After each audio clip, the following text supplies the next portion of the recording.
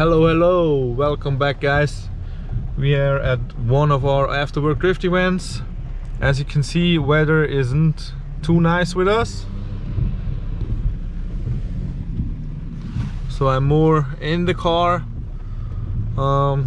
checking on the cones and stuff, just to make sure everybody's having fun. Unfortunately, the JZX didn't get ready to test today. We ran into some driveline issues. The clutch cylinder is leaking, although it's new, so we have to look into that. Yeah, but I'll show you some action, what's going on. Got some cool cars, S14, BMWs, two MR2s, AW11, and a newer one. We got a JZX 100 and some other cool stuff. So check it out, and I'll hope you like it.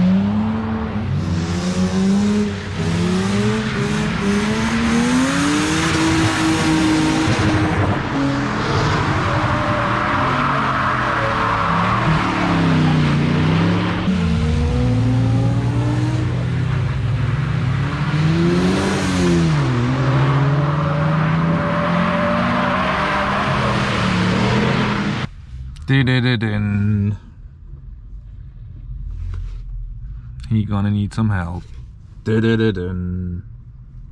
Okay, let's go grab him.